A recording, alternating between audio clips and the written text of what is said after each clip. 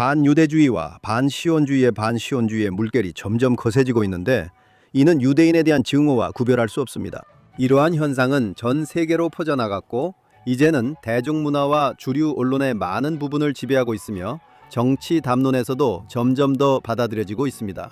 유대인들은 무엇을 할 수 있을까요?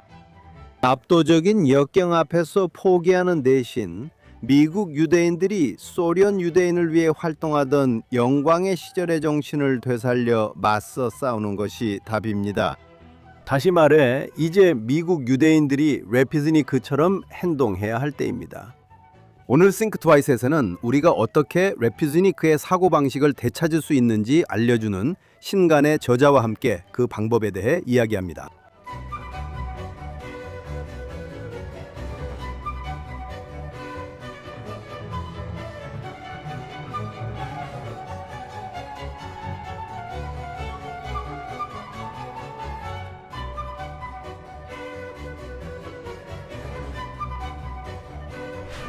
안녕하세요. Think Twice에 오신 것을 환영합니다. 40년 전 미국 유대인들은 역사적인 승리를 눈앞에 둔 한 행동주의 운동을 중심으로 단결했습니다. 소련 유대인의 자유를 위한 운동은 처음에는 소규모로 시작했지만 1980년대 후반에는 유대인 레피지니크들을 위한 광범위한 지지를 얻게 되었습니다. 모스크바의 사악한 제국에 갇혀있던 소련 유대인들을 위한 이 운동은 1987년 워싱턴에서 대규모 행진을 벌였고 이는 베를린 장벽 붕괴를 예고하는 사건이었습니다. 그리고 최대 200만 명에 달하는 유대인들이 이스라엘과 미국으로 자유롭게 이주할 수 있게 되었습니다. 하지만 우리가 지금 스스로에게 던져야 할 질문은 이것입니다. 미국 유대인들이 지금 전례 없는 반유대주의와 반시온주의의 급증을 겪고 있기 때문입니다. 그것은 순수한 유대인 혐오입니다. 왜 이 공동체는 소련 유대인 운동의 정신을 자신을 방어하는 데 발휘하지 못하는 걸까요? 이것은 특히 중요한 문제입니다. 왜냐하면 이스라엘을 집단 학살이나 아파르트헤이트 국가로 거짓 비난하는 사람들이 무심코 반복하는 많은 주장들이 1960년대와 70년대 소련의 선전가들에 의해 만들어졌기 때문입니다. 그들은 국내에서 유대인 반대파를 억압하고 해외에서는 미국의 반공주의자들을 약화시키려 했습니다. 이사벨라 타바로브스키 학자가 음모론적 반시온주의라고 부르는 개념을 만들어낸 것은 바로 소련이었습니다. 그리고 그것은 오늘날 이스라엘과 유대인들에게 퍼부어지는 대부분의 중상모략과 피해 모함의 근간이 되어 살아남았습니다. 이러한 독성 있는 사상들에 대응하기 위해 이사벨라 타바로브스키는 젊은 유대인들에게 자신들과 그들의 민족을 향한 증오의 쓰나미에 어떻게 대응할 수 있는지 영감을 주고 가르치기 위한 새로운 책을 썼습니다.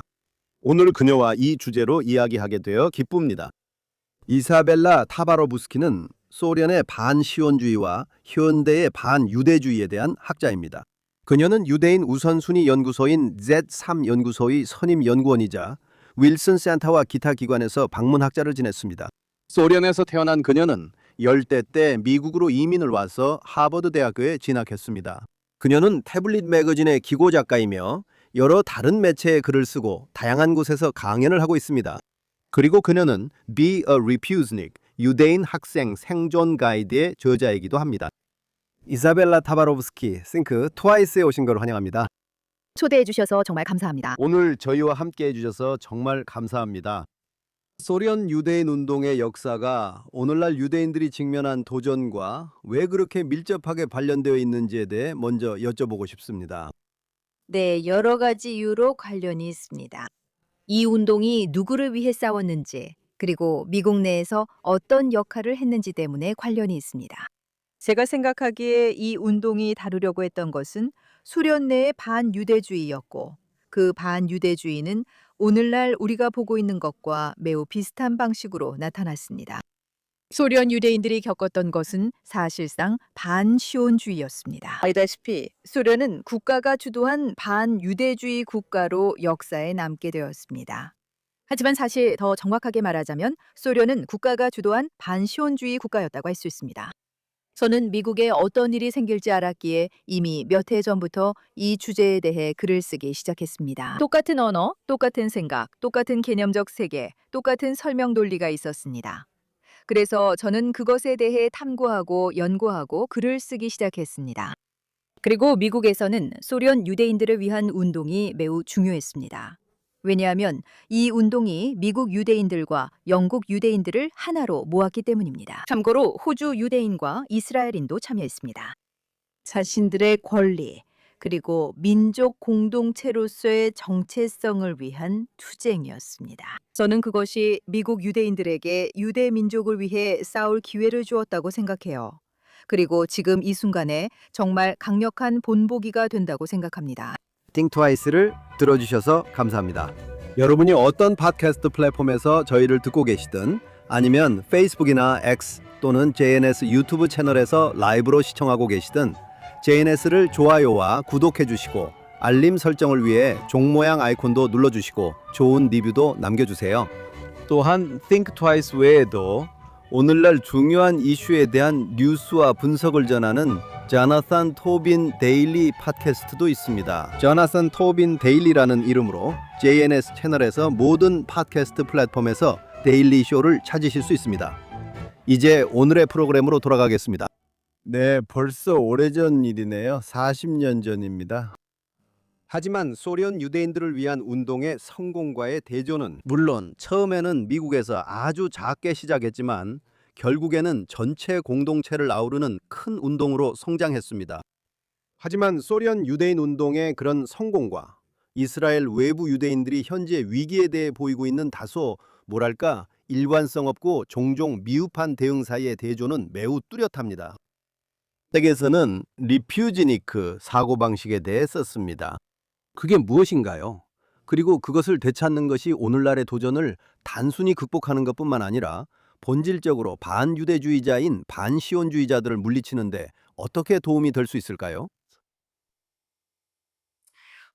이 질문에 답하려면 먼저 리퓨즈니크가 무엇인지, 그 용어가 실제로 무엇을 의미하는지에 대한 질문으로 돌아가야 한다고 생각해요. 네. 그래서 제 생각에는 이게 일종의 소련에서 이민을 갈 수 없었던 유대인들로 기억되고 있는 것 같아요. 소련에서는 이민을 갈 수 없었어요. 금지되어 있었죠. 그런데 유대인들은 특히 6.1 전쟁 이후에 이민을 신청했어요. 그들은 이스라엘의 6.1 전쟁 승리에 크게 영감을 받았어요. 그래서 그들은 유대인 국가의 일부가 되고 싶다는 것을 깨달았어요. 더 이상 소련의 이야기에 속하고 싶지 않았고 유대인의 이야기의 일부가 되고 싶었던 거죠. 그래서 그들은 이민을 신청했지만 거절당했어요. 그들은 거절당했죠. 그래서 그때부터 그들이 리퓨즈닉이라고 불리게 된 거예요. 그들은 거절당한 사람들이었죠. 하지만 또 다른 용어나 또 다른 시각, 또 다른 생각 방식도 있었어요. 그리고 사실 그 운동의 지도자들, 활동가들은 자신들을 그렇게 생각했어요. 국가가 그들을 거절하기 전에 그들이 국가를 거절했다고요.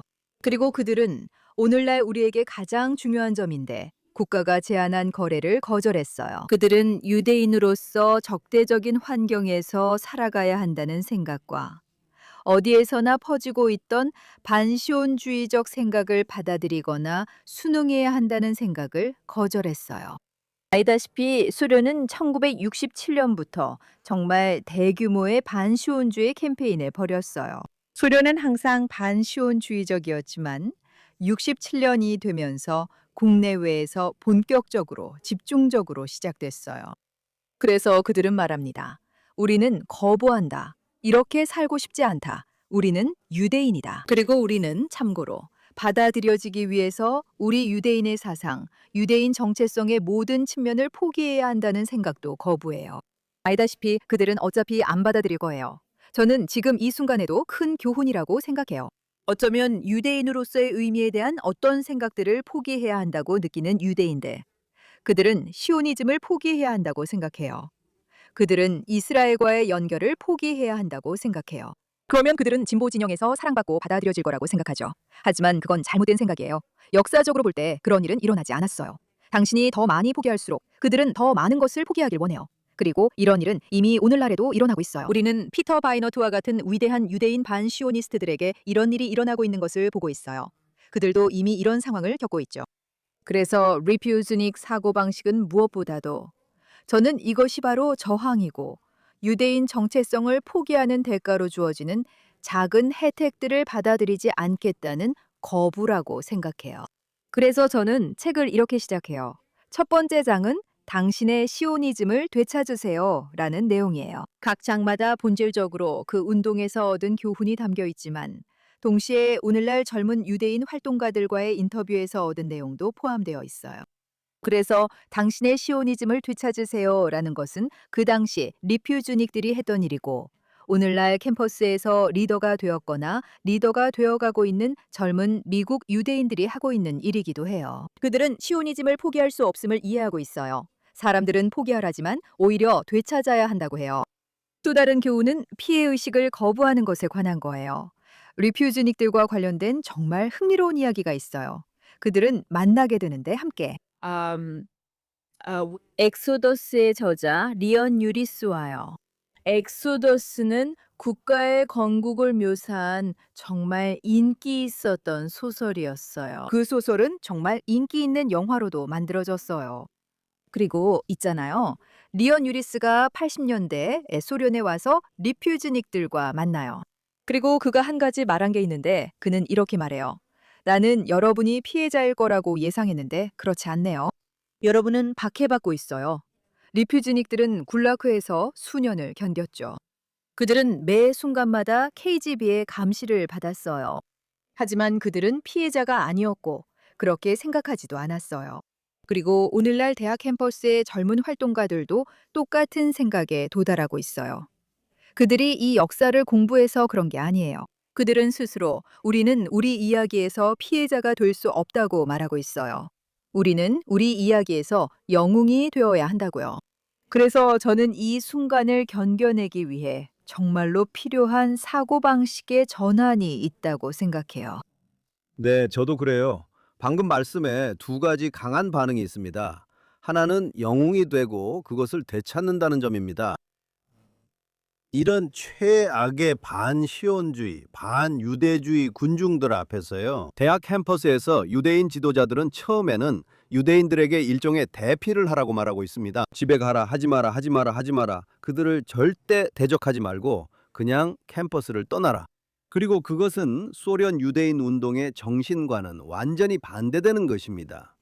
그 시절을 기억하는 우리들에게는 말이죠. 그리고 저는 또 당신 책에 나오는 일화도 정말 좋아합니다. 거기서 한 레퓨지니크가 레온 유리스와 만났던 이야기를 하셨죠. 그가 소련에 왔을 때, 그리고 그들에게 어떻게 되었는지 이야기해 줬을 때 말이죠. 요약본에서, 그러니까 그의 소설이 번역되어서 사람들이 손에서 손으로 돌려 읽으면서 정말 열심히 읽었다는 이야기였죠. 그리고 유리스의 첫 반응은 내 변호사에게 전화해 였습니다. 그들은 내 책을 훔치고 인세도 못 받고 있다고 생각했지만 실제로 뭘 하는지 알기 전까지 그랬습니다. 맞아요. 정확히요. 그의 책은 소련 유대인들과 리퓨즈니크들에게 엄청난 영감을 주었어요. 샤란스키가 한 말로 알려진 인용구도 있죠. 저는 그 말을 확인할 수는 없었지만 대략 이런 내용이었어요. 유리스의 소설 1만 권만 주면 소련에 있는 모든 유대인을 시온주의자로 만들 수 있다.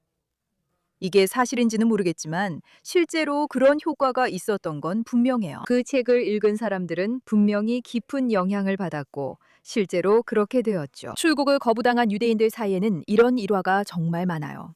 그들의 친구나 친척들 중에서도 원래 시온주의자가 아니었던 사람들이 그 책을 읽고 나서 변화했다고 해요. 그리고 그들은 갑자기 그 땅, 그 국가, 그리고 국가가 세워진 배경 이야기와 아주 강한 연결감을 느끼게 되었고 그것이 정말로 그들을 시온주의자로 만들었어요. 네, 알다시피 이것은 유대인 역사, 유대인 문학사에서 흥미로운 한 장이에요. 레온 유리스는 대중적인 소설가였죠. 그는 문학계, 특히 유대인 문학계에서도 그다지 높게 평가받지 못했어요. 하지만 그의 책은 엄청난 영향을 끼쳤어요. 출간 당시 누구도 예상하지 못할 정도였죠. 그 이유는 유대인 정체성을 되찾으려는 필요와 맞물렸기 때문이에요. 이제 당신이 책에서 쓴 6가지 전략에 대해 하나씩 살펴보고 싶어요. 그리고 말씀하신 것처럼 그 책에서는 소련 유대인 운동의 이야기와 현재의 성공 사례들을 함께 다루고 있죠. 첫 번째 전략은 당신의 시오니즘을 되찾아라 였습니다.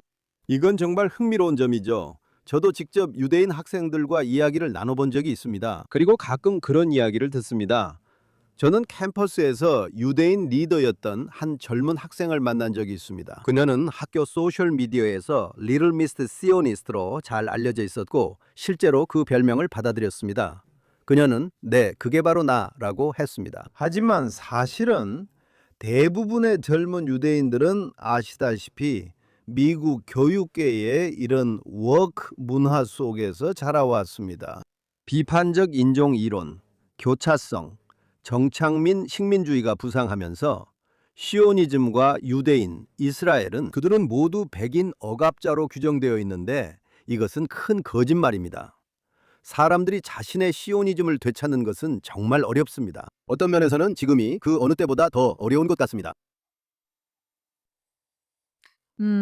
아마도 당신 말이 맞는 것 같아요. 지금은 정말 어려운 시기라고 생각해요. 그리고 제가 책에서 정말 중요하다고 말한 부분이 있는데, 그리고 이 부분은 제가 인터뷰했던 활동가 중 한 명인 아델라 코아백에서 배운 것이기도 해요. 그녀가 말하길, 있잖아요. 당신은 모든 사람이 활동가가 될 필요도 될 수 있는 것도 아니에요. 당신은 활동가보다 옹호자가 되고 싶을 수도 있습니다. 그녀는 자신을 옹호자라 여기며 책에서 그 차이를 설명합니다. 하지만 저는 거기서 더 나아가고 싶어요. 소련 유대인 운동이나 출국을 거부당한 유대인들의 운동을 보면 그 막강한 소련의 한복판에 있던 그들 자신을 봐도 알 수 있죠. 그들은 정말로 아무런 힘도 없었어요.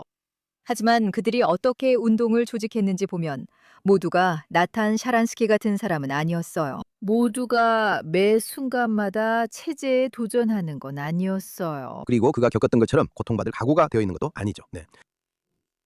정확해요. 9년 동안 굴라그에서 가장 혹독한 감옥에서 그는 KGB가 내리는 어떤 명령도 따르지 않겠다는 신념과 결의로 버텼어요. 끝까지, 정말 마지막 순간까지 그 신념을 지켰죠. 모두가 그렇게 될 수 있는 것도 아니고 모두가 꼭 그렇게 될 필요도 없어요. 그래서 저는 그걸 일종의 동심원처럼 생각해요. 그래서 샤란스키 같은 사람들이 있고 또 정말 유명해진 출국 거부자들이 몇십 명 더 있었어요. 그들은 미국 유대인들이 중심이 되어 응원했던 사람들이었고 운동의 상징이 되었죠. 그리고 그들 주위에는 활동가들로 이루어진 또 하나의 원이 있었어요. 아마도 몇백 명 정도 그들을 지지했던 사람들이 있었죠. 정말로요? 누가 직접 만든 출판물을 인쇄하는 데 참여했을까요? 예를 들어 밤늦게 네온 유리스의 소설을 타이핑했던 사람들이 있었죠. 맞죠? 그들은 알다시피 굴라그에 있는 죄수들과 소통하는 역할을 했어요. 그러니까 그게 몇백 명 정도 되는 거죠. 그들 역시 위험에 처해 있었어요. 그들이 중간에 있는 사람들보다는 덜 위험할 수도 있어요. 그리고 그들 주변에는 더 많은 사람들이 있었어요. 그러나 출국을 거부당한 사람이 몇 명인지 우리는 몰라요. 수만 명 혹은 그 이상일 수 있어요. 그리고 그들 중 일부도 그 운동에 참여하고 있지만 훨씬 더 소규모로 조용히 참여하고 있어요. 그리고 참고로 그 두 번째 범위에는 KGB의 특별한 표적이 되었던 히브리어 교사들도 있어요. 그리고 그 바깥 원에는 히브리어 수업에 오는 사람들이 있어요. 그들은 그런 것들을 조용히 가방에 넣어 A에서 B로 아무도 모르게 옮기는 사람들이에요. 또는 그들이 자가 출판 프로젝트용 종이를 사러 가기도 해요. 알죠? 또는 어쩌면 그들은 단순히 부엌에서 대화를 나누는 사람들이고 학교에서 돌아온 아이들이 이스라엘이 침략자라고 들었어요. 이스라엘이 재미로 아랍 여성과 아이들을 죽이고 있다고 들었어요. 라고 말할 때 그들에게 이야기해주는 부모일 수도 있어요. 그러니까 어쩌면 당신이 할 수 있는 전부는 아이들에게 그게 거짓말이라고 말해주는 것뿐일 수도 있어요. 저는 우리가 그런 상황에 있다고 생각해요. 모두가 군중 앞에 나서야 하는 건 아니에요. 모두가 샤보스 게스텐바움이 될 수는 없어요. 모두가 소셜미디어에서 정말로 싸우고 있는 얄리 아코비가 될 수는 없어요. 그리고 저도 그에게 그게 쉽지 않다는 걸 알아요. 그들 모두에게는 직업적인 삶에서든 아니면 다른 면에서든 자신들이 하는 일에 대한 여파가 있어요. 하지만 그들은 이 길을 선택한 거예요. 하지만 모두가 꼭 그래야 하는 건 아니에요. 정말 중요한 것은 이 책을 읽고 이 교훈들을 자신의 내면의 청사진으로 받아들이는 것만으로도 이미 중요하다고 생각해요. 사실 이렇게 말해야 해서 슬퍼요. 미국에서 이런 얘기를 하고 있으니까요. 그렇죠? 제가 30년 전에 온 미국에서 저는 이곳이 자유롭게 자신의 신념을 말할 수 있고 특히 유대인으로서 자유롭고 개방적으로 살 수 있는 나라라고 생각했어요. 제가 처음 유대교로 가는 길을 찾기 시작했을 때 그 경험이 아주 또렷하게 기억나요. 그리고 우리는 샤밧에 누군가의 집에 앉아 노래를 부르고 있었고 창문은 열려 있었어요. 저는 유대인으로서 숨지 않고 거리로 울려 퍼지게 공개적으로 노래할 수 있다는 것이 얼마나 놀라운 일인지 생각했습니다. 알다시피 그래서 이런 상황이 변했다는 게 저에게는 정말 슬픈 일이에요. 하지만 그래서 저는 이런 교훈들이 정말 중요하다고 생각해요. 지금 가장 중요한 것은 캠퍼스에 있는 젊은이들이 선전에 휘둘리지 않도록 하는 것이라고 말하고 싶어요. 젊은 유대인들에게는 정말 많은 선전이 그들을 우리 전통에서 멀어지게 하고 유대인으로서의 모든 것에서 분리시키려고 하기 때문이에요. 그리고 있잖아요. 이런 영향력이나 이 책이 모두를 구할 수 있을까요? 아마 모두를 구할 수는 없겠지만 그래도 몇몇 사람들에게는 도움이 되길 바라요. 이제 두 번째 전략은 당신이 스스로 교육하라고 부르셨죠. 그 안에서 당신은 구소련에서 유대인들의 유대인 문해력을 높이기 위한 노력에 대해 이야기합니다. 그곳에서는 유대인 교육, 유대교, 시온주의, 그리고 히브리어가 수십 년 동안 사실상 금지되어 있었죠. 물론 지금은 상황이 많이 다르지만 이 이야기를 들으니 많은 미국 유대인들도 자신들만의 방식으로 유대인 세계와 단절된 소련 유대인들만큼이나 유대인 문해력이 부족하다는 생각이 듭니다. 네, 바로 그 말씀이 맞아요. 그리고 저도 그걸 이해하는데 시간이 좀 걸렸어요. 미국에서 태어난 유대인들이 유대인 문해력은 별 차이 없다고 했던 게 기억나요. 그땐 믿지 않았는데 지금은 정말 그렇다고 생각해요. 그리고 보세요. 유대인 사회의 많은 사람들이 이제 유대인 교육이 전면적으로 개편되어야 한다고 이야기하고 있다고 생각해요. 왜냐하면 단순히 유대인 교육을 늘리는 것만으로는 충분하지 않기 때문이에요. 왜냐하면 우리는 반시온주의 유대인들 중 많은 사람들이 유대인 공동체와 이스라엘과의 연결 등 모든 것에 반대하는 사람들이 유대인 교육을 받았다는 것을 알고 있기 때문이에요. 그래서 질문은 어떤 유대인 교육이냐는 거죠. 저는 사실 히브리어가 미국 유대인들에게도 소련 유대인들에게만큼이나 여전히 중요하다고 생각해요. 왜냐하면 정말로 그럴 수 없거든요. 히브리어 문화가 너무 많고 히브리어로 만들어진 유대인 문화가 너무 많아서 제대로 연결될 수가 없어요. 제 생각에는 완전히 그러니까 여러분의 민족과 완전히 연결되기는 어렵다고 생각해요. 적어도 기본적인 능력, 이해하고 읽고 듣는 기본적인 능력이 없다면요. 저는 항상 이스라엘 음악에 대해 이야기해요. 히브리어를 처음 배우기 시작했을 때 완전히 세속적인 이스라엘 음악에서 예배 문구의 구절을 알아듣기 시작했던 경험이 있거든요. 그게 저에게 얼마나 놀라운 경험이었는지 기억나요. 저는 이런 생각이 들었어요. 이 사람은 완전히 비종교적인 아티스트인데 히브리어 기도문이나 토라에서 나온 이런 구절들이 이스라엘 사람들의 의식에 너무 깊이 자리 잡고 있어서 노래에 자연스럽게 포함된다는 게 정말 놀라웠어요. 저는 그게 정말 신기하다고 느꼈어요. 그래서 히브리어를 모르면 그런 모든 걸 놓치게 돼요. 그리고 분명히 정말로 이스라엘에 대한 더 나은 교육이 필요하다고 생각해요. 그리고 시온주의에 대해서도요. 그에 대해서도요, 아시잖아요. 그리고 그게 어떤 선전처럼이 아니라 그냥 선전은 잊으세요. 사람들은 그 이야기를 모를 뿐이에요. 그러니까 사람들이 그 이야기를 배워야 해요. 그리고 저는 젊은 세대가 소련 유대인들에게 무슨 일이 있었는지, 반시온주의가 어디서 비롯되었고, 그것이 수십 년 동안 어떻게 유대인들을 억압하는 데 사용되었는지에 대한 이야기도 알아야 한다고 생각해요. 이건 정말 잘 기록되어 있어요. 저는 이게 정말 중요하다고 생각해요.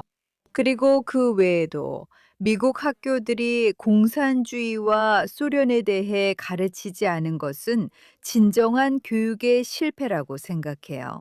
사람들이, 특히 유대인들이 반유대주의가 나치 독일에서만 비롯된다고 생각하는 사실은 정말 비극이라고 생각해요. 그래서 이런 모든 것들이 바뀌어야 해요. 하지만 시스템이 바뀌기 전까지는 젊은이들이 이 지식을 스스로 찾아야 한다고 생각해요. 마치 레퓨준이 그들이 이스라엘과 시온주의 그리고 히브리어에 대해 지식을 찾았던 것처럼요. 네. 정말 맞는 말씀입니다. 이제 세 번째 전략으로 당신은 전우를 찾아라라고 하셨죠. 이제 북미에 있는 유대인들의 딜레마는 그들의 주요 문제 중 하나가 10월 7일 이후로 전통적인 동맹들이 그들을 배신했다는 점입니다. 그래서 오늘날 우리의 동맹은 누구일까요? 이 질문 정말 좋아해요. 강연할 때마다 항상 받는 질문이거든요. 그리고 저는 항상 이렇게 말해요. 우리는 사실 혼자가 아니에요. 우리와 함께하고 싶어 하는 사람들이 있고 이미 우리와 함께 있는 사람들이 있어요. 문제는 여러분이 그들을 좋아하지 않는다는 겁니다. 그리고 그건 아시다시피 우리가 바꿔야 할 마음가짐이에요. 훌륭한 사람들이 있거든요. 기독교 시온주의자들도 있고요. 캘리포니아에는 인도 커뮤니티와 함께 일하면서 큰 성공을 거둔 사례도 있어요. 여러분 편에 서고 싶어 하고 여러분을 지지하는 훌륭한 사람들이 있다는 거죠. 변화가 필요해요. 이 집착, 오직 좌파만이 가치 있는 동맹이라는 생각은 정말 현실과는 완전히 반대예요. 현실에 맞지 않아요. 사람들이 1920년대에 자기 삼촌 어부가 맨해튼 남쪽에서 모했고 의류 지구가 시위를 주도했다는 식으로 얘기하곤 하죠. 그런데 그건 이제 다 지나간 일이에요. 이제 그런 건 다 사라졌어요. 오늘날의 좌파를 보세요. 좌파는 완전히 신뢰를 잃었고 오히려 퇴보하고 있어요. 이제는 모든 게 도덕적 전도에 관한 거예요. 어떻게 좌파 사람들이 보통의 중도 보수보다 더 낫다고 말할 수 있겠어요? 그건 그러니까 정말로 일어나야 할 변화예요. 네, 제 생각에도 그건 말이 안 되지만 당신 말이 완전히 맞아요. 많은 유대인들은 수천만 명의 미국 기독교인들이 이스라엘의 열렬한 지지자라는 사실을 단순히 인식하지 못하고 있습니다. 하지만 낙태나 다른 문제들에 대해 의견이 다르다는 이유로 그들을 받아들일 수 없는 존재로 여기거나 혹은 어떤 사람들은 예수가 돌아오면 유대인들이 개종할 것이라고 믿는다고 이야기하죠. 그리고 그건 마치 예수가 돌아온다고 생각하십니까? 그렇다면 뭘 걱정하시는 겁니까? 하지만 이런 말은 잘 통하지 않는 것 같습니다. 왜냐하면 이것은 문화적인 문제이고 또 정치에 관한 일이기 때문이죠. 제가 자주 말하듯이 오늘날 미국과 서구 세계 여러 곳에서 정치는 과거 종교가 맡았던 역할을 대신하고 있습니다. 그래서 그것이 그들에게 정말로 의미 있는 일입니다. 그래서 그들은 친구인 사람들에게 다가가거나 그것을 인정하는데 그렇게 주저하는 것이죠. 지금 상황이 아무리 어둡게 보일지라도 2020년에 그리고 2026년 5월에 반유대주의가 증가하는 가운데 유대인들은 이 나라에서 혼자가 아닙니다. 그리고 아시다시피 시오니즘에 대한 지지는 미국의 정치적 DNA에 깊숙이 자리 잡고 있습니다. 단지 그런 이야기는 잘 들리지 않을 뿐이죠. 맞아요. 정말 정확한 말씀이에요. 저는 종종 이걸 부부관계 같은 걸로 비유해서 이야기하곤 해요. 그러니까 미국의 유대인들은 좌파와 동맹을 맺는다는 게 마치 결혼하는 것이라고 생각하는 경향이 있어요. 하지만 실제로는 그렇지 않아요. 그러니까 몇 가지 동의하는 점만 있어도 누군가와 함께하는 건 괜찮은 일이에요. 제가 자주 말하듯 여러분은 좌파와 결혼했다고 생각했겠지만 좌파는 이미 떠나 다른 사람과 결혼했고 돌아오지 않을 겁니다. 그러니까 떠난 사람을 그리워하는 걸 멈추고 우리와 함께하고 싶어 하는 사람들을 바라봐야 해요. 네, 정말 그렇네요. 아주 적절한 비유예요. 이제 당신의 책에서 다음 전략은 예상치 못한 일을 하라고 부르셨죠? 이제 그에 대한 소련 유대인 운동 사례는 몇몇 유대인들이 비행기를 납치하려고 시도했을 때입니다. 현대적 예로는 한 유대인이 대학을 상대로 소송한 사례가 있습니다. 이 두 경우는 큰 차이가 있습니다. 그리고 우리가 유대인들이 여기서 비행기를 납치하거나 범죄를 저지르는 것을 장려하고 싶지 않은 만큼 소련과 달리 법치가 존재하는 이 나라에서는 그들은 반유대주의자들의 규칙에 따라 행동하는 것을 멈출 필요가 있습니다. 그게 핵심이죠, 맞지 않나요? 맞아요. 바로 그거예요. 그리고 저는 책에서 분명히 그 점을 밝히고 있어요. 제가 여기서 비행기 납치를 옹호하는 게 아니라는 걸 확실히 하기 위해서요. 하지만 더 창의적인 방식으로 행동해야 한다는 건 맞아요. 있잖아요. 꼭 그렇게만 할 필요는 없어요. 저는 기억나요. 10월 7일 이후 어느 시점에 어느 대학이었는지는 기억이 안 나지만 그 대학이 유대인들의 길을 막았던 일이 있었어요. 그리고 유대인들은 다른 입구로 들어가야만 했어요. 정말 믿기지 않았어요. 그들이 그렇게 했다니 놀라웠고 왜 못 지나가죠? 라고 말하지 않았는지 모르겠어요. 이것이 바로 샤보스 캐스텐바움이 유명한 영상에서 한 행동이에요. 그 영상도 책에서 설명돼요. 많은 분들이 아마 그 영상을 보셨을 거예요. 샤보스 캐스텐바움이 MIT의 농성장에 다가가는 장면이죠. 그리고 말씀하신 것처럼 그는 거기에 가지 말라는 조언도 받았어요. 있잖아요. 어떤 기성 유대인 단체의 대표자들이 거기 가지 마세요. 도전하지 마세요. 맞서지 마세요. 그냥 지나가세요. 우리는 시위가 끝나면 집에 갑니다. 라고 말했어요. 하지만 그 사람은 바로 그곳으로 가서 말해요. 저는 그냥 들어가고 싶어요. 저는 미국 시민이고 여기는 대학교잖아요. 여기는 공공장소인데 왜 못 들어가죠? 라고요. 그런데 그들은 그를 들여보내주지 않아요. 결국 그는 들어가게 돼요. 이런 행동들, 소련 유대인 운동에서 그들은 시위에서 정말 창의적이었어요. 저는 그게 바로 그 운동에 정말로 관심을 끌었던 점이라고 생각해요. 그들은 정말 성경적인 구절을 사용했어요. 예를 들어 내 백성을 가게 하라 같은 말이죠. 나는 내 형제를 지키는 자다 같은 정말 창의적인 거리 행동이었죠. 우리도 그런 것들을 생각해내기 시작해야 한다고 생각해요. 그리고 공정하게 말하자면 이제는 풀뿌리 수준에서 시작하는 운동들도 있어요. 반시오니즘에 반대하는 운동 같은 것들이죠. 그 운동은 그들은 창의적인 슬로건을 가지고 있다로 불리는 것 같아요. 이런 게 우리가 필요해요. 더 많은 거리 행동이 필요해요. 더 많은 거리 시위가 필요해요. 사람들이 화가 나 있으니 그 분노를 공개적으로 표현해 보세요. 이건 한 가지 예시일 뿐 모두가 꼭 따라야 하는 건 아니에요. 항상 규칙을 따르지 않아도 돼요. 가끔은 규칙을 지키지 않아도 괜찮아요. 네, 그게 요점인 것 같아요. 그리고 그게 바로 소련 유대인 운동의 역사였어요. 다시 말하지만 많은 사람들이 결과를 보고 과거를 해석하는 경향이 있었던 것 같아요. 모두가 마치 그 운동이 끝났던 방식 그대로 처음부터 시작된 것처럼 생각했던 거죠. 그 운동은 유대인 기득권층이 처음부터 받아들인 것이 아니었어요. 처음에는 대중적인 운동도 아니었죠. 그것은 오직 부심, 즉 반체제 유대인들만이 받아들였던 것이었어요. 그리고 아시다시피 일부는 좋은 방향으로 나아갔고 일부는 나쁜 방향으로 나아갔어요. 하지만 중요한 점은 그들이 규칙을 따르지 않았다는 거예요. 그리고 아시다시피 그게 유일한 방법이었어요. 왜냐하면 규칙을 따르면 상대방이 이기게 되거든요. 그들은 모든 권력을 가지고 있으니까요. 그리고 그건 받아들일 수 없는 일이죠. 맞아요. 하지만 사실 저는 우리가 규칙 안에서도 우리가 할 수 있는 모든 걸 다 하고 있다고 생각하지 않아요. 다시 말하지만 거리 시위만 봐도 현존하는 규칙 안에서 우리가 할 수 있는 일이 정말 많아요. 이스라엘 국기를 들고 나가는 것도 중요하지만 아마도 더 할 수 있는 일들이 있을 거예요. 더 흥미롭고 더 창의적인 일들이요.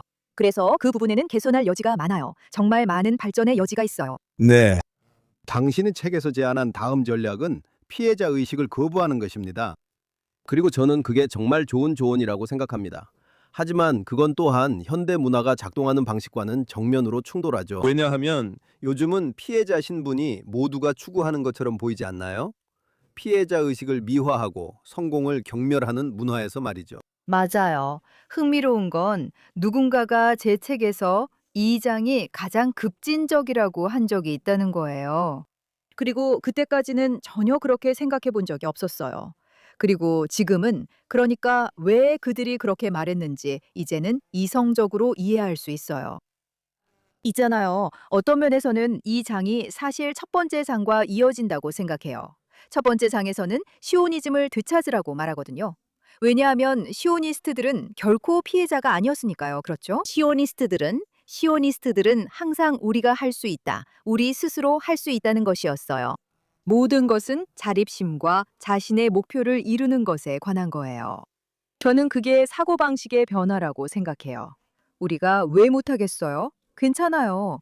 다른 사람들은 피해자 의식에 빠져도 돼요. 우리가 그렇게 하지 않고 우리 스스로 주체성을 되찾는 게 훨씬 더 강력하다고 생각해요. 그리고 피해자가 아니라 힘의 위치에서 나아가는 거죠. 잃을 게 뭐가 있겠어요? 저는 우리가 이 피해자 올림픽에서 우리 자리를 위해 싸우거나 다투는 데서 얻을 게 많지 않다고 생각해요. 어차피 우리가 거기서 자리를 얻을 수는 없을 거예요. 그 문화, 그러니까 억압자와 피해자 문화는 이미 굳어져 있거든요. 그래서 우리가 뭘 할 수 있을까요? 우리가 가서 그들을 설득하려고 할까요? 아니에요. 우리도 피해자예요. 그건 별로 강한 입장이 아니에요. 네, 당신 말이 완전히 맞는 것 같아요. 그리고 미안하지만 기억하실지 모르겠지만 몇 년 전에 오스카 시상식에서 논란이 있었어요. 영화 시상식이죠. 그때 규칙을 바꿔서 충분히 다양성이 있는 영화만 작품상 후보로 올릴 수 있게 했었죠. 그리고 많은 유대인 예술가들이 아직 유대인 정체성을 완전히 잃지 않은 사람들이 이렇게 말했죠. 잠깐만요. 우리도 피해자가 되고 싶어요. 우리도 당신들의 DEI, 그러니까 다양성, 형평성, 포용성 교리에 포함시켜달라고 했죠. 그런데 할리우드 주류의 반응은 무슨 소리 하는 거야? 라는 것이었어요. 그리고 그들의 항의는 아무런 성과도 없었죠. 좀 안쓰러울 정도였어요. 그런데도 그들은 잠깐만요. 우리도 포함되고 싶어요. 라고 했죠. 하지만 DEI에서 말하는 포용의 정의에는 유대인은 분명히 포함되지 않는다는 사실을 그들은 깨닫지 못했죠. 맞아요. 정확해요. 지금 우리는 너무 많은 제도적 부패가 드러나서 이런 기관들을 명망 있는 곳으로 생각하기조차 힘든 지점에 와 있다고 생각해요. 그러니까 퓰리처상을 누가 받는지 한번 보세요. 봐요. 니콜라스 크리스토프가 퓰리처상을 2번 받았잖아요. 그가 뭘 쓰는지 보세요. 뉴욕타임스가 뭘 내보내는지 한번 보세요. 어차피 누가 이런 명망에 끼고 싶어 하겠어요? 이제 베리 와이스가 다른 여러 사람과 함께 완전히 새로운 대학을 세운 시점에 와 있다고 생각해요. 전체 시스템을 다시 창조해야 할 때라고 봅니다. 아쉬워요. 우리가 할리우드를 시작했고 유대인들이 그 시작을 했죠. 유대인들이 이런 모든 인권단체들의 창립자였는데 이제는 그 단체들이 유대인들을 배제하고 유대인들을 악마화하고 있는 것 같아요. 알겠어요. 이게 현실이죠. 그러니까 우리는 가서 새로운 기관을 만들고 규칙을 지키면서 피해 의식은 거부하는 거예요. 네, 맞아요. 그게 정확히 맞는 것 같아요. 이제 당신이 마지막으로 제시한 전략은 유대인 정체성을 앞세우기라고 불리죠. 그게 무슨 뜻이고 어떻게 되나요? 제 생각에는 제 입장에서는 이게 사실 가장 어려운 장이라고 생각해요. 장들 중에서 많은 미국 유대인들이 자신을 진보라고 생각할 때 받아들이기 가장 어려운 개념이라고 생각해요. 왜냐하면 말씀하신 것처럼 정치가 왕이 되었으니까요. 이게 사람들이 신경 쓰는 유일한 것이 되어버렸어요. 사람들은 모든 것을 정치로 판단하죠. 그래서 그 안에서 자신의 위치로 선과 악을 판단하는 거예요. 기본적으로 정치적 입장에 따라 모든 걸 평가하죠. 그래서 제가 사람들에게 말하는 것은 정치가 여러분을 지배하지 않도록 그 영향력을 좀 줄이라는 거예요. 정치 외에도 정말 중요한 것들이 있다는 걸 아세요? 그리고 이것은 우리가 이스라엘을 바라보는 시각과도 관련이 있어요. 왜냐하면 이스라엘에 대한 대화의 대부분이 정치에만 집중되어 있기 때문이죠. 사실 저는 이게 어느 정도 의도적이라고 생각해요. 그러니까 우리를 이런 대화로 이끄는 사람들이 일부러 그렇게 만들고 싶어 하는 것 같아요. 음모론처럼 들리진 않길 바라지만 사람들이 이스라엘에 대해 이야기할 때 유일하게 말하는 게 누가 이스라엘을 통치하느냐인 것 같아요. 그들이 비비 네타냐후를 싫어한다면 이스라엘 전체를 거부하는 셈이에요. 이스라엘에는 정치 말고도 훨씬 더 많은 것이 있어요. 이스라엘과 연결될 수 있는 방법도 정치 말고도 정말 많아요. 시오니즘에도 정말 많은 의미가 있죠. 저는 최근 시오니즘을 민족 공동체성으로 정의하기 시작했습니다. 저에게 시오니즘은 유대인 민족성에 관한 거예요. 그래서 유대인 민족성과 연결될 수 있는 방법은 정말 많고, 그건 이스라엘의 정치 체계를 누가 이끄는지와는 전혀 상관이 없어요. 그래서 이 장에서는 제가 이미 언급했던 트라보스 캐스텐바움과 나탄 샤란스키의 사례도 살펴봅니다. 나탄은 아시다시피, 그리고 그는 이 책에 서문을 써줘서 정말 감사하게 생각하는 분이에요. 그는 항상 유대인으로서 앞장서 온 사람이에요. 그에게는 항상 유대인 정체성과 유대인 공동체가 가장 중요한 부분이었어요. 그게 바로 그의 가장 중요한 고려사항이었고, 항상 그의 중심 생각이었어요. 그리고 그의 주요 동기를 살펴보면, 예를 들어 샤보스가 젊은 시절에 민주당원으로 등록하고 버니 샌더스에게 투표했던 것으로 알고 있어요. 그리고 여전히 자신의 가치관 면에서는 진보적이라고 생각하고 있죠. 하지만 10월 7일 이후 그가 겪은 일들을 통해 그는 자신이 항상 지지해왔던 그 정당이 유대인들을 지지하지 않는다는 결론에 이르게 돼요. 그래서 그는 자신의 소속을 바꾸게 돼요. 그리고 여기서 그에게는 점진적이고 어려운 과정이었죠. 그리고 제가 이 이야기를 할 때마다 항상 말하는 게, 저는 그 특정한 여정을 옹호하는 게 아니에요. 저는 어떤 정당의 메시지를 전하려는 게 전혀 아니에요. 제가 말하고 싶은 건 여기 한 젊은이가 자신의 삶에서 무엇이 더 중요한지 정직하게 탐구하는 여정을 시작했다는 거예요. 그리고 그는 결국 유대인 정체성과 이스라엘 유대인들과의 연결이 자신에게 가장 중요하다는 결론에 이르게 됩니다. 그는 이를 바탕으로 정치적 결정을 내립니다.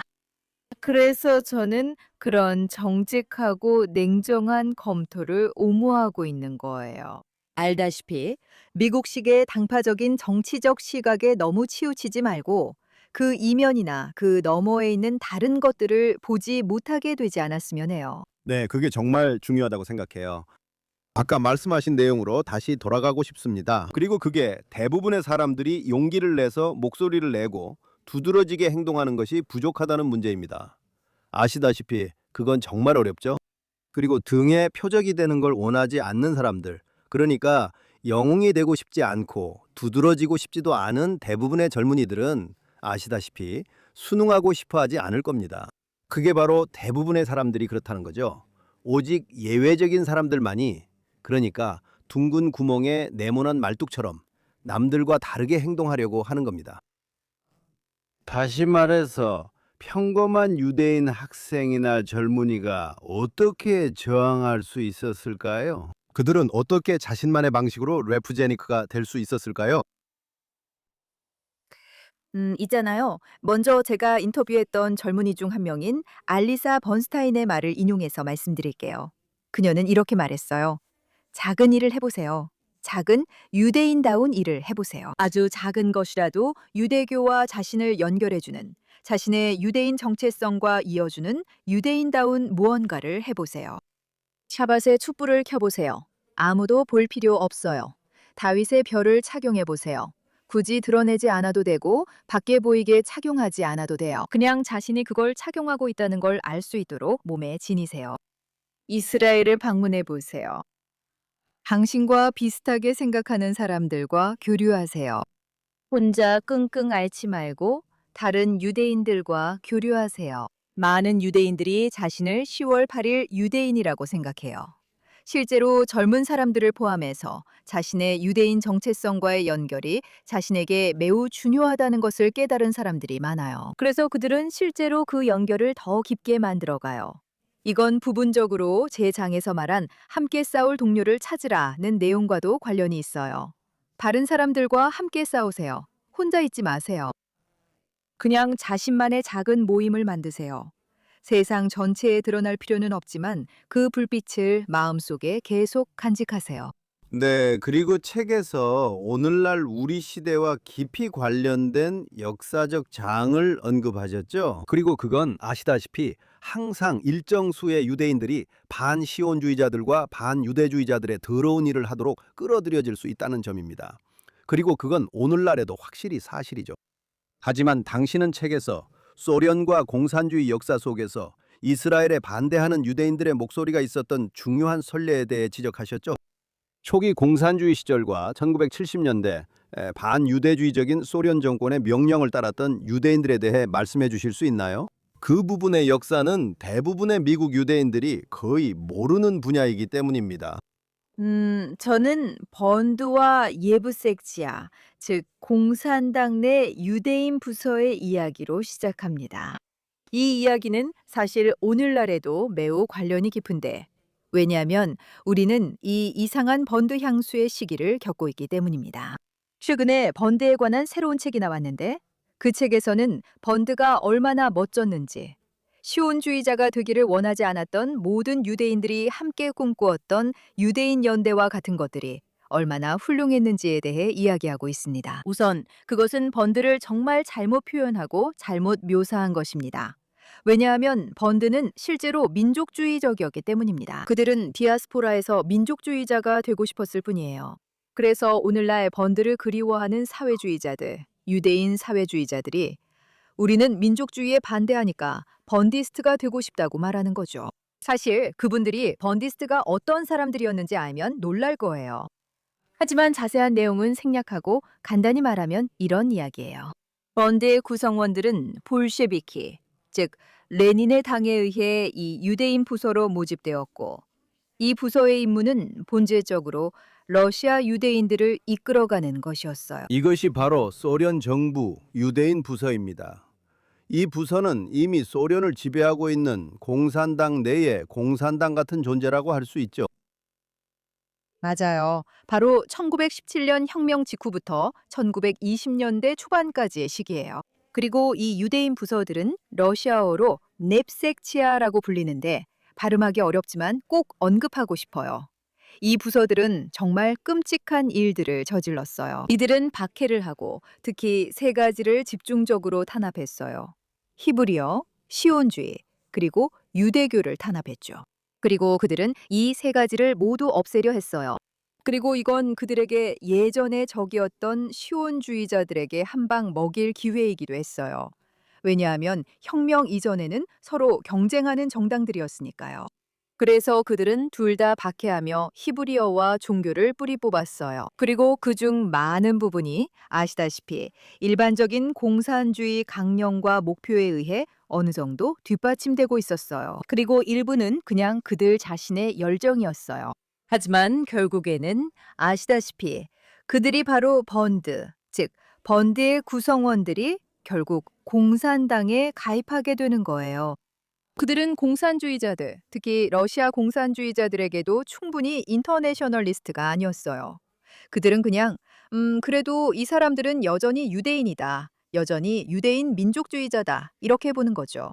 결국 그들은 시온주의자들과 같은 수용소에 가게 되고 그들이 더 일찍 그 수용소로 보냈던 시온주의 동지들도 거기 있었어요.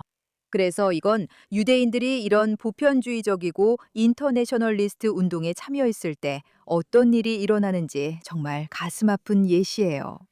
결국에는 그들의 유대인 정체성이 전혀 용납되지 않거든요. 그리고 그 다음에 일어나는 일은 물론 그때 그 다음에는 홀로코스트가 일어나서 디아스포라 유대인들을 사실상 모두 말살하게 돼요. 본질적으로 폴란드와 우크라이나의 나치 점령지에 있던 디아스포라 유대인들은 바로 그 땅이 번드가 유대인들이 디아스포라로서 살아갈 곳이라고 생각했던 곳이었어요. 그리고 결국에는 시온주의자들이 위기를 구해낸 거예요. 알다시피 20세기 초에 시작된 그 끔찍한 경쟁에서 승리한 건 시온주의자들이에요. 그리고 그들이 바로 그 정치적 프로그램을 만들고 식견한 사람들이에요. 그들이 국가를 세웠죠. 그들은 유럽 유대인들의 남은 사람들을 국가로 데려옵니다. 그리고 중동 유대인들, 북아프리카 유대인들도 구해내죠. 그리고 결국에는 수련 유대인들도 구해냅니다. 그렇죠? 소련이 붕괴했을 때요. 그리고 70년대에도 유대인들은 어디로 갔을까요? 그들은 이스라엘로 갔어요. 일부는 미국으로 갔지만 결국 대부분은 이스라엘에 정착하게 되었죠. 그래서 분트에 대한 향수는 거의 병적이라고 할 수 있어요. 왜냐하면 그건 하나의 이야기일 뿐이니까요. 분트의 이야기는 대량 학살로 끝나요. 유대인들의 집단 학살로 끝나죠. 반면에 시온주의자들은 계속해서 이어지는 활기찬 문화를 만들어냈고 그 결과 오늘날 이스라엘에 우리가 가진 놀라운 문화가 탄생했어요. 그리고 나중에 제가 아주 간단히 말씀드리자면 소련 정권이 정말 유대인 정체성을 조종하는 방법을 정말 잘 알고 있었어요. 그리고 67년 전쟁, 즉 6.1 전쟁 이후에 이런 반시온주의 선전이 시작되었을 때 그들은 유대인들까지도 시온주의에 반대하는 목소리를 내도록 동원했어요. 그리고 유대인들은 미리 말할 내용을 받아요. 그들은 국가에 의해 선택된 사람들입니다. 어떤 면에선 선택권이 없다고 할 수 있지만 실제로는 경력을 희생하더라도 거절할 수 있었습니다. 그러나 그들은 국가의 뜻을 따릅니다. 그래서 있잖아요. 솔직히 말해서 많은 사람들이 소련 문화 전반에서 그랬어요. 그게 요점이죠. 그들 모두 일종의 희생자였지만 분명히 영웅은 아니었습니다. 맞아요. 물론이죠. 네. 아니요. 이해할 수 있어요. 설명도 가능하죠. 하지만 실망스럽기도 해요. 그리고 저는 리퓨즈닉들이 그들을 어떻게 봤는지 알고 있어요. 그들은 분명히 그들을 존중하지 않았어요. 맞아요. 그리고 80년대에는 소련 대중의 반시온주의 위원회가 설립되었어요. 그들은 완전히 KGB의 사물이에요. 그리고 그들은 전 세계 유대인들에게 그리고 전 세계 좌파에게 메시지를 전했어요. 흥미로운 건 전 세계 좌파가 그 말을 곧이곧대로 믿었다는 겁니다. 전 세계 좌파, 여기에는 좌파 유대인들도 포함되는데요. 그들은 이렇게 말해요. 봐요, 수련의 이 반시온주의 유대인들이 수련에는 반유대주의가 없다고 말하고 있어요. 그리고 그들은 수련 유대인들이 시온주의자를 원하지 않는다고 말해요. 이스라엘도 원하지 않고 이민에도 전혀 관심이 없다고 해요. 그리고 그들의 말을 정말로 곧이곧대로 믿어요. 알다시피 이것들은 말 그대로 KGB의 거짓말이었어요. 이 위원회 자체가 KGB의 위장단체였죠. 그러니까 이런 일들이 일어나는 거예요. 이런 일은 역사 내내 계속되어 왔어요. 아주 오랜 역사가 있죠. 알다시피 오늘날에도 유대인들이 온갖 반유대주의자들에 의해 똑같이 이용되고 조종당하는 걸 볼 수 있어요. 그들은 유대인을 위한 무슨 같은 단체를 만들어서 이름만 바꿔서 계속 이런 일을 하죠. 물론 지금은 상황이 달라요. 미국의 유대인들은 스스로의 선택으로 그렇게 하고 있으니까요. 아무도 그들에게 그렇게 하라고 강요하지 않아요. 그래서 이야기가 다르죠. 하지만 저는 이런 유대인들, 특히 젊은 사람들은 꼭 충분히 정보를 알고 있는 건 아니라고도 생각해요. 그래서 이건 복잡한 상황이에요. 네, 정말 비극이에요. 그리고 방금 말씀하신 것처럼 유대인 사회주의 펀드의 역사를 꺼내서 시오니스트 유대인들에게 무기로 사용하는 전술말이죠. 오늘날 펀드는 아시다시피 유대인에 대한 집단 학살을 모의하는 사람들의 편이 아니었습니다. 그러니까 그들은 유대인에 대한 집단 학살을 저지르려 했던 사람들의 희생자였다는 말입니다. 오늘날의 반시온주의 유대인들은 본질적으로 하마스와 이란 그리고 그 동맹들의 더러운 일을 하고 있는 셈입니다.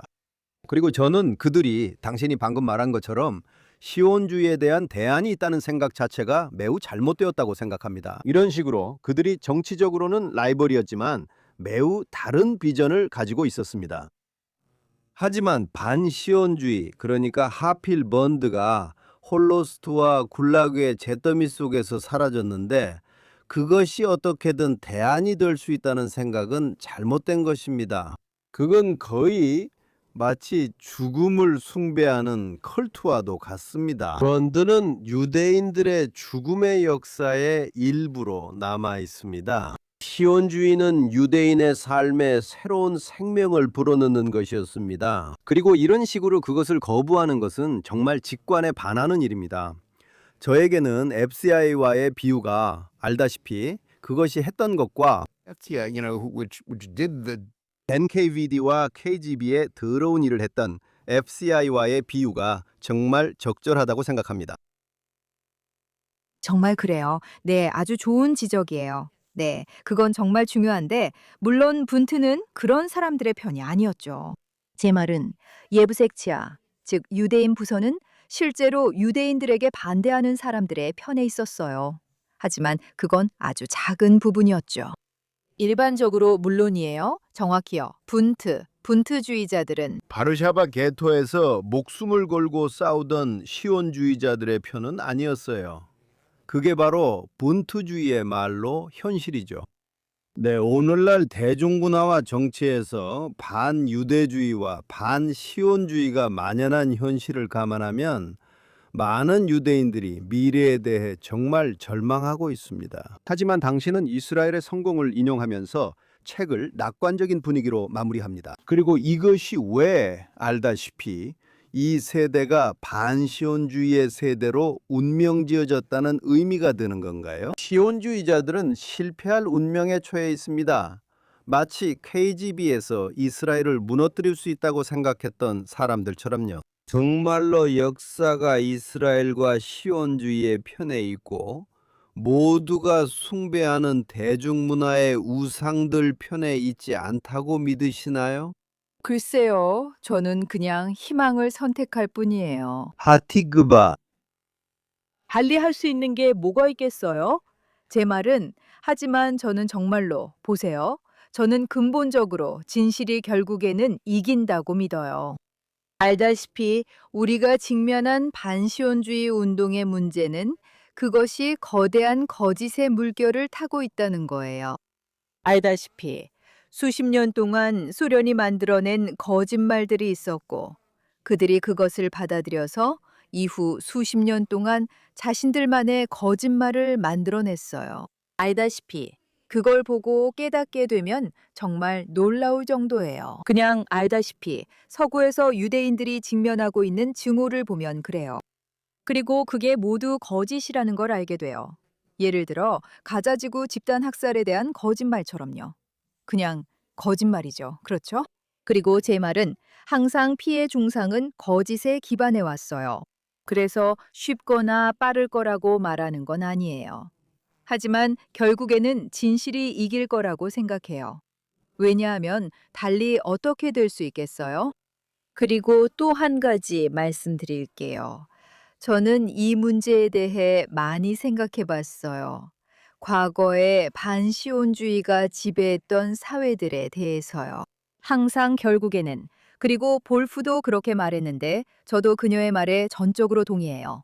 그런 사회들은 결국 유대인의 삶과 양립할 수 없게 되었어요. 소련과 아랍 국가들도 마찬가지예요. 이건 사실이에요. 그래서 우리는 미국에서도 이런 일이 일어날지 자문하게 됩니다. 그리고 여기서 저는 역사만 본다면 생각할 수 있는 것보다 조금 더 낙관적이에요. 그건 미국이 매우 다양한 나라이기 때문이에요. 미국은 완전히 중앙에서 관리되는 나라는 아니에요. 알다시피 각 주마다 자체적으로 정책을 만들고 유대인들이 뉴욕에서 마이애미로 이주하는 걸 볼 수 있잖아요. 그렇죠? 그건 문화가 더 환영적이기 때문이에요. 제 생각에는, 그리고 미국에서는 우리가 말했듯이 아주 강력한 지지층이 있다고 생각해요. 그걸 이해하는 사람들이에요. 이 미친 반시온주의 악마화의 물결이 반미주의, 반서구주의, 반자본주의, 그리고 미국이 상징하는 모든 것에 대한 반대와 한 세트라는 걸요. 그리고 저는 이런 사람들이 이 물결과 문화에 맞서 싸울 의지가 있다고 생각해요. 이 문화는 깊이 뿌리 내려져 있어요. 하지만 저는 있잖아요. 우리가 이것과 맞서 싸울 수 있다고 생각해요. 그리고 저는 결과가 정해져 있는 건 아니라고 생각해요. 아시죠? 그래서 사실 저는 낙관적이에요. 네, 저도 그 낙관적인 생각에 동의해요. 알다시피 저는 미국인들이 독일을 2번이나 이겼고 그러니까 러시아 공산주의도 이겨냈다고 생각해요. 그들은 대학 캠퍼스의 폭도들이나 이른바 워크 세력에게 패배하지 않을 거예요. 이사벨라, 다시 함께 해주셔서 감사합니다. 시청자와 청취자들이 네퓨지니크가 되어라를 어디서 구할 수 있고 선생님의 활동은 어떻게 찾아볼 수 있을까요? 이 책은 아마존에서 구입할 수 있습니다. 저는 트위터에서 @아이저테베로로 활동합니다. 저는 주로 페이스북을 사용하고 인스타그램도 조금 하지만 대부분 트위터에서 저를 찾을 수 있습니다. 네, 좋습니다. 저를 초대해 주셔서 정말 감사합니다. 당신과 이야기할 수 있어서 정말 즐거웠어요. 감사합니다. 저희는 또한 청취자와 시청자 여러분께도 감사의 말씀을 전하고 싶습니다. 조나탄 토빈 데일리 에디션을 매일 꼭 청취해 주세요. 팟캐스트는 어디서든 들을 수 있습니다.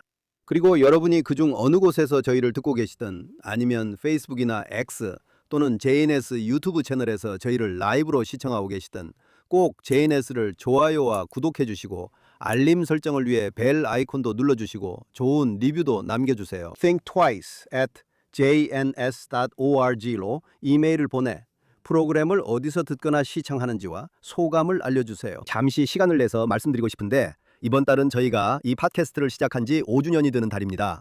이 팟캐스트는 지금은 JNS TV에서 여러 개의 팟캐스트가 있지만 그중 첫 번째로 시작된 프로그램이었습니다. 프로듀서 잭 시커먼, JNS의 발행인들, 그리고 매주 저희 방송을 시청하고 들어주신 모든 분들께 감사드립니다. 앞으로도 계속 함께하길 바랍니다. 여기 함께해 주셔서 감사합니다. 그리고 항상 스스로 읽고 생각하는 것을 잊지 마세요. 다음 주에 다시 뵙겠습니다.